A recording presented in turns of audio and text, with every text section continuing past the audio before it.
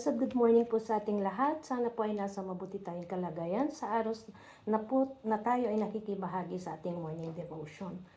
Allow me to invite you to join me in a short prayer before we start our devotion. Our Father in heaven, thank you for another day, another chance to continue our journey here on earth, a journey called life. Open and touch our hearts so that we may be able to hear your message today. Use me, Lord, to deliver your message, your words based on how you like it to be delivered. This we pray in Jesus' name. Amen. Muli po isang mapagpalang umaga. Kumusta po ba tayong lahat? Kumusta po ang ating mga puso? Our reference verses for today can be found in 1 Peter 2:19 to 25. At ito po ang nilalaman ng ating verses today. For it is commendable if someone bears up under the pain of unjust suffering because they are conscious of God. But how is it your credit if you receive a beating for doing wrong and endure it? But if you suffer for doing good and you endure it, this is commendable before God. To this you were called because Christ suffered for you, leaving you an example that you should follow his steps. He committed no sin, and no deceit was found in his mouth. When they hurled their insult at him, he did not retaliate. When he suffered, he made no threats. Instead, he entrusted himself to him who judges justly. He himself bore our sins in his body on the cross so that we might die to sin and live for righteousness. By his wounds you have been healed, for you were like sheep going astray, but now you have returned to the shepherd and overseer of your souls. God bless the reading of His words. ang aking pong mensahe sa araw na ito ay binigyan ko ng titulong Grace in the Midst of Suffering or Grace sa gitna ng suffering. Alam ko, marami po sa atin have experienced suffering when we have done anything wrong. And normally, it is human that there is always a feeling to retaliate. Brothers and sisters, sa sulat po ni Peter the Apostle, tinalakay niya ang isang mahirap tanggapin na reality. Ang mag-suffer kahit wala kang kasalanan. Pero according to him, there is grace kapag nagtitiis tayo habang iniisip at piniplace ang Panginoon. Nakikita po ng Panginoon ang ating pinagdadaanan. At the same time, hindi lahat ng suffering natin ay pare-pareho. Katulad nga ng sinasabi, hindi pare-pareho ang problema na tinatahak ng bawat isa. And at the same time, kung nahihirapan tayo dahil sa consequence sa mga sarili nating desisyon, it's but normal. However, kung despite of doing good, ikaw pa rin ang nahihirapan or ikaw pa rin ang kinukutya or people feel bad about you, and you still choose to endure, that pleases God. It is normal yan, but human na gumante, magalit, at ipaglaban ng sarili. Pero according to God's word, mas mahalaga kung paano tayo tumutugon. Nakikita ng Diyos ang puso natin. At the same time, we should follow the example of Christ. God never teaches us just by words. God has given us an example. And the great example is Jesus Christ. He did not sin. Walang deceit sa kanyang bibig. Ininsulto siya pero hindi siya gumante. Nagsuffer siya pero hindi siya nanakot.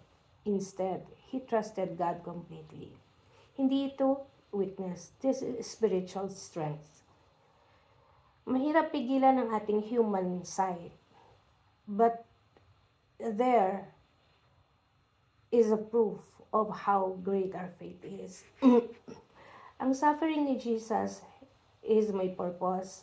Hindi lang para ipakita kung paano magtiis. And it was to save us. He bore our sins in the cross for us to be saved. By His wounds, we are healed. At yung pain natin ngayon is hindi sayang. God can use it for something bigger. Sabi nga natin, God is preparing us for something bigger or more challenges. And the things that we undergo right now is a preparation.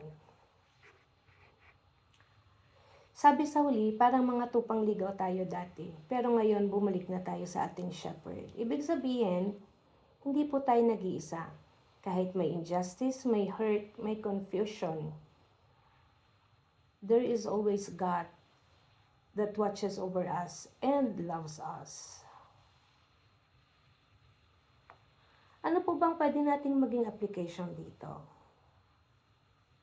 Kapag unfair ang trato sa iyo, I myself has encountered it na kung alam niyo lang po, before when I was younger, I am so proud of myself. Ang laki po ng bilib ko kasi I know yung kapasidad ko. I know my ability. But there was a time in my life na I lost confidence. Kasi yung trato sa akin ng mga tao sa paligid ko. But despite of that, it never came to my mind na gumante. But being human, nagagalit din po ako, naiinis ako. And siguro it is something that is not good na I wish them to happen. I wish something bad to happen to those people. But then, hindi po parang physically to retaliate or to verbally retaliate. Because I understand that God sees what is happening. And huwag tayo agad po gumante. Because we should trust that God is with justice. During those moments, we should ask ourselves, if Jesus is on our shoes, how would He react? And we should always maintain our identity, that we are God's children. Isa po siyang bagay na I cannot forget, because nung one time po may nagsabi sa akin na office mate ko,